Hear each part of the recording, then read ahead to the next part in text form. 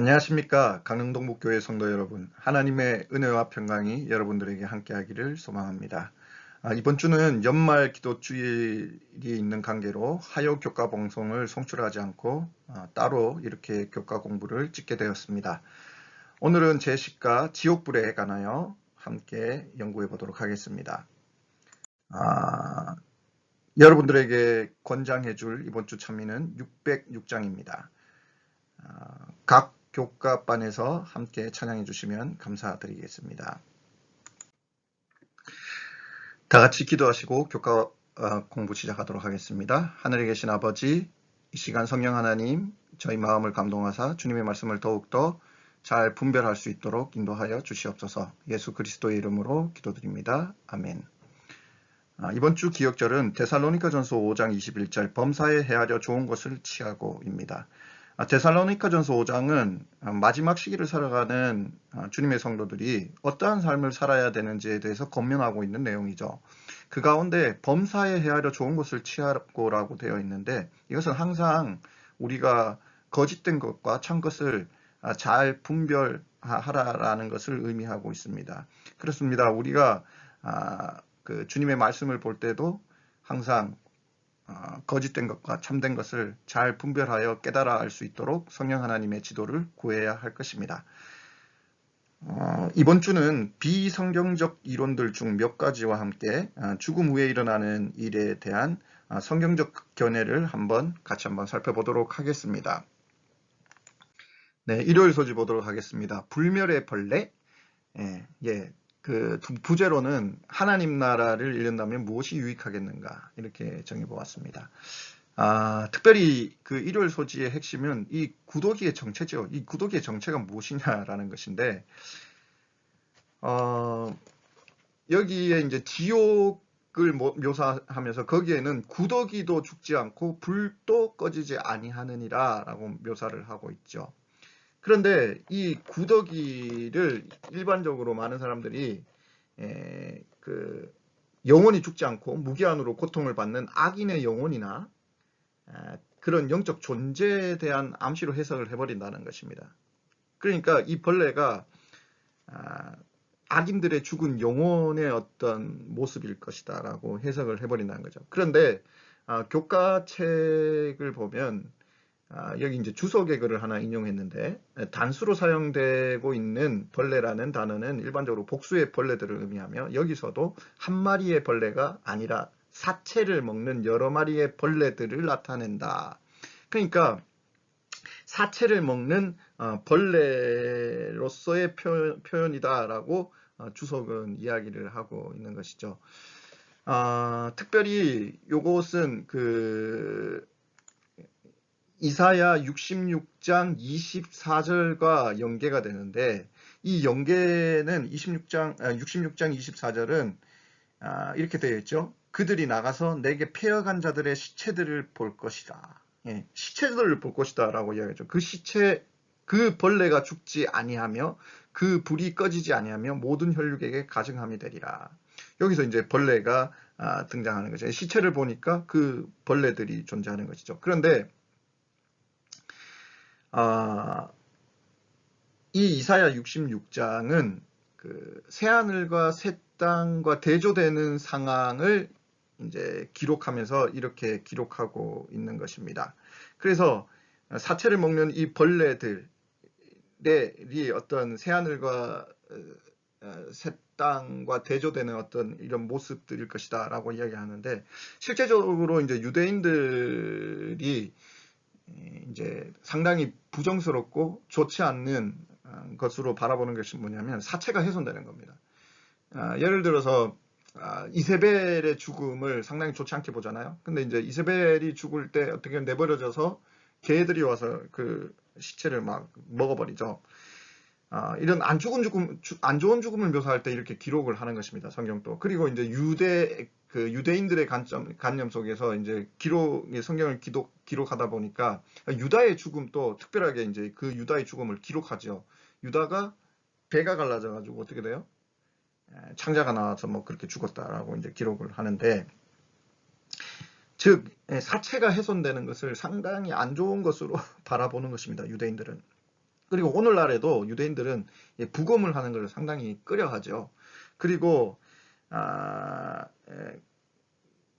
그들은 이게 우리가 하나님의 닮은 형상이잖아요, 몸이. 그래서 죽더라도 이 사체가 훼손되는 것을 상당히 이제 좋지 않게 생각을 하는 것이죠. 그래서 이것이 어떤 새하늘과 새 땅과 대조되는 어떤 그런 모습을 보여준다라고 볼 수 있는 것이죠. 그래서 이제 지옥을 묘사할 때 그 사체가 훼손되게 하는 어떤 그 벌레들, 구더기를 묘사하고 있다라는 것을 볼 수 있습니다.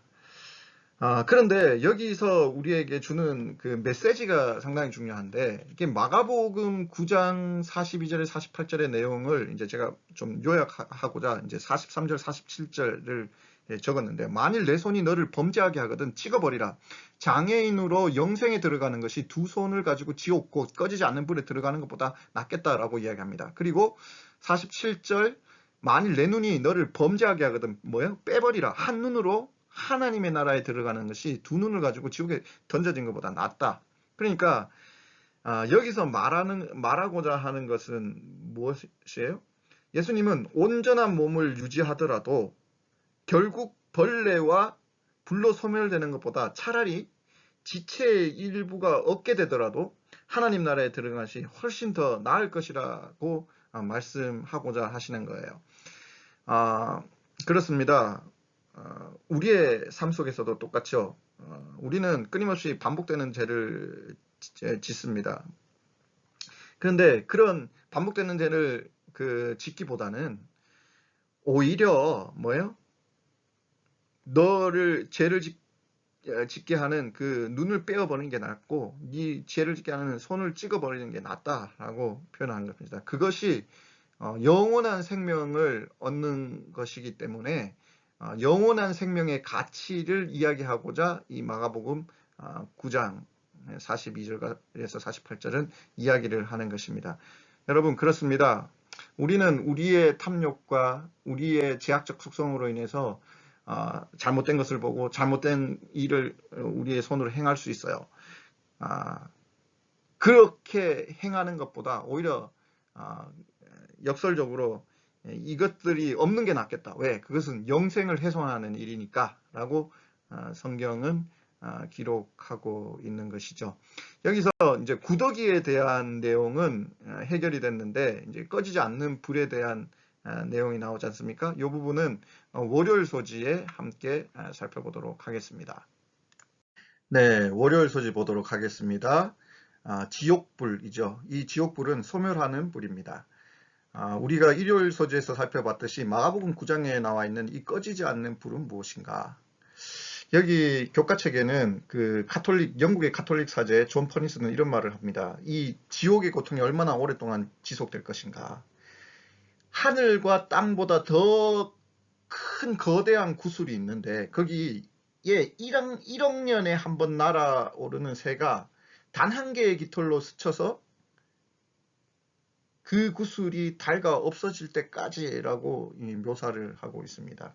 즉, 그 구슬이 닳아 없어진 후에도 지옥에 있는 죄인들은 계속 불에 타면서 고통을 받는다고 주장을 하고 있죠. 근데 많은 개신도 교인들이 안타깝게 이와 유사한 것을 믿고 있다라는 것입니다. 그러면 여기 마가복음 9장 43절에 나오는 이 꺼지지 않는 불은 정말 꺼지지 않고 그 죄인들을 계속 고통스럽게 영원히 고통스럽게 하는 불인가 라는 것입니다. 말라기 4장 1절에 보면 사실 지옥에 대한 묘사를 이렇게 하고 있어요. 용광로의 불같은 날이 이르리니 교만한 자와 악을 행하는 자는 다 지푸라기 같을 것이라. 그 이르는 날에 그들을 살라 그 뿌리와 가지를 남기지 아니하실 것이다 라고 이야기를 하는데, 즉 이 용광로 같은 이 불은 어떻게 해요? 악인들을 완전히 지푸라기처럼 태워서 없애버리는 어떤 소멸하는 것으로 묘사를 하고 있죠. 그러면 이것은 그 성경에서 말하는 것이 이렇게 모순되는 것인가? 그렇지 않습니다.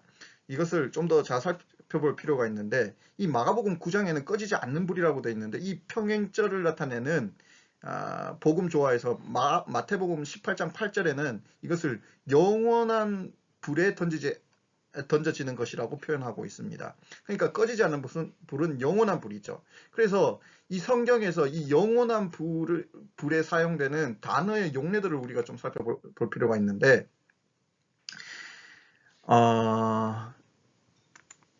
이 단어의 용례는 이렇죠.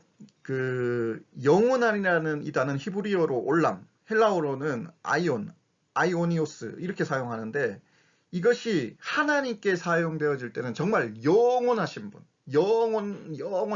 그 끝없이 영원하신 이 분을 나타내는 것이죠. 그런데 인간에게 사용되어 있을 때는 제한적으로 사용되어 있는 것입니다.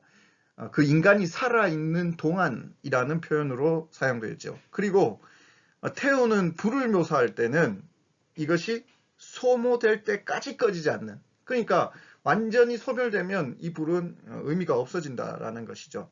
그래서 이 마태복음 18장 8절에 나오는 영원한 불에 던져지는 것이라는 것은 이 인간에게 사용되어지는 것이기 때문에 살아있는 동안, 그죠? 그리고 불로 묘사되었을 때는 이 소멸될 때까지 꺼지지 않는 것이죠. 그래서 인간이 지옥불에 영원히 고통받는 것이 아니라 그 뜨거운 불에, 그죠? 소멸되는 것을 의미하는 것입니다. 그것이 말라기 4장 1절에 말하는 이 용광로와 같은 불이죠.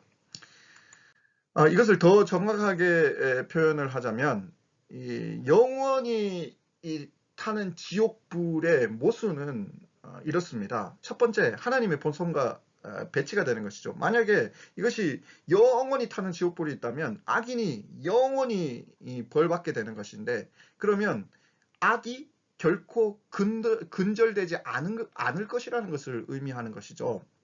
그리고 두 번째로 성경 계시록 20장 12절에 보면 자기의 행위에 따라 그 심판을 받게 돼 있죠. 그래서 악인들은 자기 행위에 따라 벌을 받는데, 이 유한한 생애 동안 지은 죄에 대해서 무기한 고통을 받는다는 것은 뭔가 그 모순되는 점이 있다라는 것입니다. 그리고 세 번째로 이 영원한 불에 대한 성경의 모든 언급은 이 계시록 20장에 기록되어 있는 천년기 후에 있을 이 불못에 대한 암시인데요.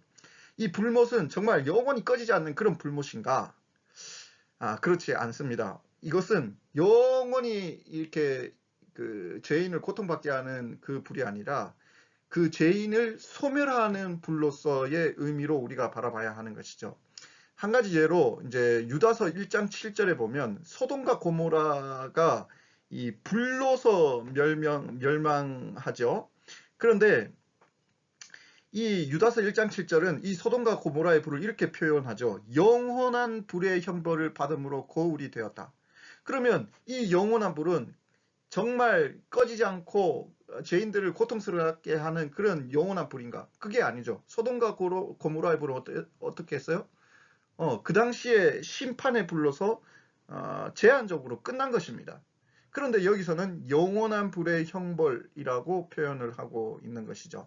그렇습니다. 성경에 나와 있는 이 지옥불은 영원히 죄인을 고통 주는 그런 불이 아니라 죄인이라 할지라도 그들을 고통 없이 그 소멸하는 그런 불로서의 의미를 나타낸다. 이것이 하나님의 성품과 조화된다라는 것을 우리는 알 수 있는 것입니다. 네, 화요일 연옥에 있는 성도들, 부제로는 오직 예수, 오직 은혜, 오직 성경이라는 제목을 붙여봤습니다. 그 가톨릭 교회는 지옥에 갈 정도는 아니지만 아직 천국에 갈 준비가 되어 있지 않는 그 죽은 자들은 연옥에서 죄를 씻은 후 천국에 올라갈 수 있으며, 연옥에서의 그들의 고통은 사랑하는 사람들의 기도와 고행을 통해 줄어들 수 있다라고 주장하죠.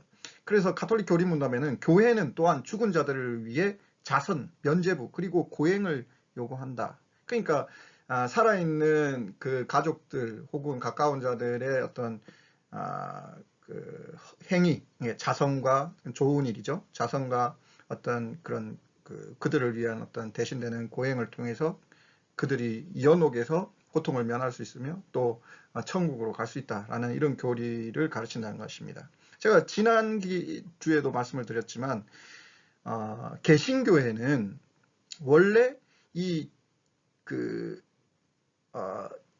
연옥설에 대한 교리를 상당히 증오하는 교회예요. 왜냐하면 루터가 95개조 방망문을 낼 때 이 연옥에 대한 신랄한 비판을 끊임없이 적거든요. 하나님과 우리의 관계를 어떤 그 의미를 줄여버리는 교리가 되어버리는 것입니다. 그러면 이 연옥과 반대되는 어떤 개념의 성경의 가르침은 어떤 것이 있는가? 자, 첫 번째로 죽은 자는 무덤에서 무식 상태로 있다는 것입니다. 전도서 9장 10절에는 지식도 지혜도 이러한 것도 아무것도 모른다 이런 표현으로 이제 적고 있죠. 그리고 이제 두 번째로 인간의 의가 다른 타락한 인간에게 옮겨지지 않는 것입니다. 이 에스겔서 18장 20절에서 22절에 보면 아버지의 죄가 아들에게 물려지지 않고 영향을 주지 않는다는 것입니다. 그리고 이제 세 번째로 우리의 유일한 중재자는 오직 예수시다. 디모데전서 2장 5절은 오직 우리의 중보자는 한 분, 예수 그리스도라고 이야기를 하고 있죠. 그리고 네 번째로 죽음 이후에는 회개할 다른 기회가 없고 최후의 심판이 기다린다라는 것입니다. 이 사람이 죽고 난 뒤에는 그 다음에는 최후의 심판이 있는 것이죠. 의인에게는 살았을 때 예수님을 맞이하여 공중에 올리우는 그 기쁨이 있고 악인은 둘째 부활에 참여하게 돼서 최후의 심판을 받게 됐다. 이런 개념으로 우리가 이해를 할 수 있는 것이 이 성경의 가르침입니다. 근데 안타깝게도 이 연옥의 교리가 계속 가르쳐지고 있고 많은 사람들이 이것을 또 인식하고 또 믿고 있다라는 것입니다. 이 연옥의 교리는 오직 예수의 은혜로 구원받는다. 한 개인이 오직 예수의 은혜로 구원받는다라는 것을 반대하고 있는 개념이라고 볼 수 있습니다. 구원은 하나님과 나와의 관계이지 제3자가 끼어들 수가 없는 것이죠. 그래서 나의 구원은 오직 누구에게 있는 것입니까? 예수 그리스도에게 있는 것입니다.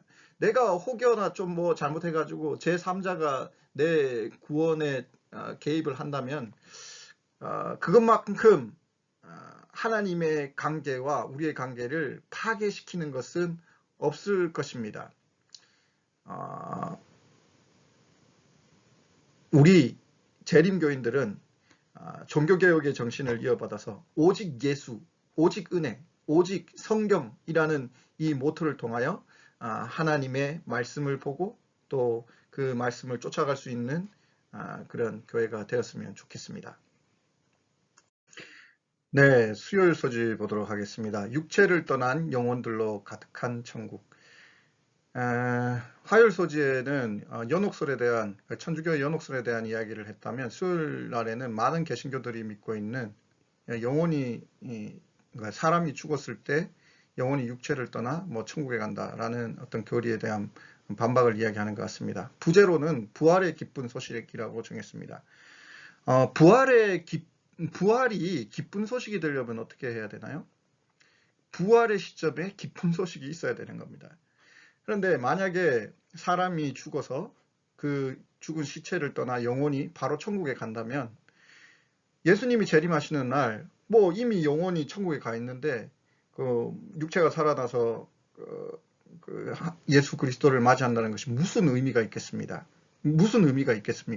즉 부활이 기쁜 소식이 되기 위해서는 우리가 잠자는 상태에 있다가 예수 재림 때 온전히 예수 그리스도를 맞이하고 그분을 보면서 기쁨으로 그분을 맞이하는 것이 부활이 가장 기쁜 소식이 되지 않을까요? 어, 사도행전 2장 29절과 30절, 그리고 고린도전서 15장 16절에서 18절은 죽은 자의 상태와 부활을 기다리는 자에 대한 것을 이제 가르쳐 주는데, 특별히 고린도전서 15장은 이제 부활장이라고도 하잖아요. 근데 이 15장에 이렇게 적혀 있죠. 만일 죽은 자가 다시 살아나는 일이 없으면 그리스도도 다시 살아나신 일이 없을 터이요. 그러니까 부활이 없으면 예수 그리스도의 부활이 아무 의미가 없다. 이 이야기를 하는 것입니다. 그리고 그리스도께서 다시 살아나신 일이 없으면, 부활이 없으면 너희의 믿음도 헛되고 너희가 여전히 죄 가운데 있을 것이다. 네, 너희의 믿음도 헛되다 라고 이야기합니다. 그러면서 18절에 아주 중요한 말을 하죠. 또한 그리스도 안에서 잠자는 자도 망하였으리니. 그렇죠. 예수 그리스도의 부활은 죽은 자들이 다시 일어날 것에 대한 소망과 그 희망의 메시지를 우리에게 주는 것입니다. 그렇기 때문에 우리가 다시 부활함이 없다면 뭐예요? 헛된 것이다. 왜? 사람은 죽으면 잠자는 자와 같기 때문에 그런 것입니다. 뭐 영혼이 살아서 뭐 천국에 가고 그렇게 한다면 그리스도 안에서 잠자는 자가 망할 필요가 없잖아요. 왜냐하면 죽었을 때 천국에 가 있는데 뭐가 망했습니까? 그리고 사도행전 2장 29절은 이렇게 표현하죠. 다윗은 하늘에 올라가지 못했으나. 예. 다윗이 죽어서 하늘에 가지 못했다는 것입니다. 그렇지만 예수 그리스도는 그 선악간의 대쟁투 가운데 승리하신 분으로서 내가 내 원수로 내 발등상이 되게 하겠다라는 이 예언을 성취하셨다라는 것을 사도행전 2장 29절 30절은 우리에게 가르쳐 주고 있는 것입니다. 그렇습니다. 부활이 기쁜 소식이 되려면 사람은 죽어서 잠자는 상태, 무시 상태로 가야 하는 것입니다. 그리고 예수 그리스도를 일어났을 때 맞이하여 기쁨으로 영접하는 것이 가장 좋은 그 복음이라는 것입니다. 영감의 글에는 이렇게 이야기하고 있습니다. 만일 모든 사람들의 영혼이 죽는 시간에 하늘로 직접 가는 것이 사실이라면 우리는 살아있는 것보다 죽는 것이 더 좋을 것이다. 예, 되게 논리적으로 보면 상당히 맞는 말이죠. 많은 사람들이 이와 같은 신조에 의하여 스스로 생명을 끊게 되었다. 곤란과 번민과 실망으로 마음이 눌릴 때 자기 가냘픈 생명의 줄을 끊어버리고 영원한 세계의 복락을 향하여 날아가는 것은 매우 쉬운 일인 것처럼 보인다. 네, 그렇습니다. 만약에 사람이 죽어가서 천국에 가버린다면 내가 지금 힘들고 어려운 이 세상 속에서 그냥 목숨을 끊고 죽어버리면 되는 거잖아요. 그러면 천국에 가버리니까. 그렇지만 이것은 성경의 가르침과 완전히 위배된다는 것입니다. 성경의 어떤 그 깊은 의미는 그 생명의 존엄성을 가지고 있어요. 예수님께서 안식일에 그 의미를 가르치시기 위해서 사람을 살리는 것과 죽이는 것 어느 것이 옳으냐고 질문을 하시는 것과 같은 것이죠. 이 생명을 가볍게 여기는 것은 우리가 결국은 영생을 얻는 것을 가볍게 여기는 것과 또 마찬가지인 것입니다. 그렇기 때문에 우리에게 주어진 생명을 소중하게 생각하고 영생을 기리고 소망하는 그런 삶이 우리에게 정말 중요하다라는 것을 이야기하고 싶습니다. 목요일 소지 성경의 관점입니다. 죽음에 대한 성경의 관점은 어떤 것인가에 대한 것을 나눠보는 시간이겠죠. 부제로는 그리스도 안에 거하라 라고 부제를 정해봤습니다. 성경에서 죽음에 관해서는 이렇게 이야기를 하죠. 인간이 영생을 부여받은 존재로서 창조가 되었습니다. 그렇지만 하나님의 율법을 어기게 되었죠. 선악과를 따먹은 일입니다. 그것을 통해서 정령 죽으리다, 정령 죽으리라는 그 말씀이 인간에게 임하게 된 것입니다. 그래서 인간은 죄를 지음으로 인해서 결과적으로 죽을 수밖에 없는 존재가 된 것입니다. 그렇기 때문에 사실 우리가 주위에 다니고 걸어 다니는 사람들을 보면 사실 결과적으로 죽을 수밖에 없는 영혼들이 있죠. 그러니까 시체가 사실 걸어 다니는 것입니다. 그런데 성경은 우리에게 희망의 메시지를 줍니다. 하나님께서는 인간에게 생명을 부여하신 창조자이시지 않습니까? 그렇기 때문에 그분의 속성은 인간을 다시 살리고자 하는 그런 품성을 가지고 계시는 것입니다. 그래서 그것을 위해서 생명의 시여자가 생명을 줄 수 있기 때문에 생명의 시여자이신 하나님이신 예수 그리스도가 이 땅에 오실 것입니다. 그리고 그분의 죽음을 통하여 우리가 우리의 죄를 그분께 전가시키고 우리가 다시 살아날 수 있는 존재가 되었다라는 것이죠. 그리고 그렇게 예수 그리스도가 우리를 위해서 돌아가심을 믿는 자에게는 성경은 영생을 허락할 것이라고 말씀하고 있는 것입니다. 그래서 부활에 이제 예수 그리스도가 재림의 날에 우리는 영원히 살 수 있는 불멸의 옷을 입고, 그러니까 온전한 육체를 입고, 처음 백투 에덴 하는 것이죠. 아담과 하와가 입었던 그 완벽한 완전한 육체를 입고 다시 부활하는 것이죠. 이것이 이제 성경의 관점입니다. 이제 요한일서 5장 11절 12절에 보면 하나님이 우리에게 뭐예요? 영생을 주신 것과 그 생명이 그의 아들 안에 있는 것이니라. 그러니까 하나님은 원래 영원하신 분이고 영생이세요. 근데 그 영생이 또 아들 안에도 있다라고 이야기합니다. 그러면서 아들이 있는 자에게는 영생이 있고 생명이 있고, 그죠? 하나님의 아들이 없는 자에게는 생명이 없다. 네, 그렇습니다. 성경은 뭐라고 이야기합니까? 예수 그리스도 안에 들어갈 때 생명이 있다라고 있는 것입니다. 우리 안에 예수 그리스도가 있기를 소망합니다. 그것은 곧 뭐예요? 영생을 의미하는 것입니다. 그래서 요한복음 6장 40절에는 내 아버지의 뜻은 아들을 보고 믿는 자마다 뭐예요? 영생을 얻는 것이니 마지막 날에 내가 이를 다시 살리리라. 네, 우리가 예수 그리스도를 믿으면 이제 영생이신 하나님으로부터 영원한 생명을 부여받는 것입니다. 그런데 그 시점이 이제 뭐예요? 예수 그리스도의 재림의 날, 마지막 날에 우리가 다시 살아나면서 완벽하게 그 영원한 생명의 옷을 입게 된다라는 것이죠. 요한복음 11장 25절에도 예수께서 이르시되 나는 뭐예요? 부활이요 생명이니 나를 믿는 자는 죽어도 살겠다. 네, 그분은 생명이심을 이야기합니다. 그리고 부활이심을 이야기합니다. 그리고 그분을 믿으면 죽어도 살겠다라고 말씀하고 계시는 것입니다. 이 복음이 우리 안에 거하기를 소망합니다. 그래서 성경은 예수님을 믿으면 뭐예요? 거듭난다라고 이야기합니다. 예수님께서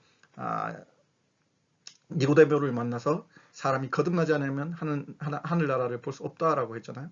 네, 거듭난다라는 건 무엇입니까? 다시 태어난다라는 것입니다. 우리가 영적으로 다시 태어나는 것입니다. 예수 그리스도를 믿음으로 영적으로 다시 태어난다는 의미는 뭐예요? 죽음에서 생명으로 바뀐다라는 것입니다.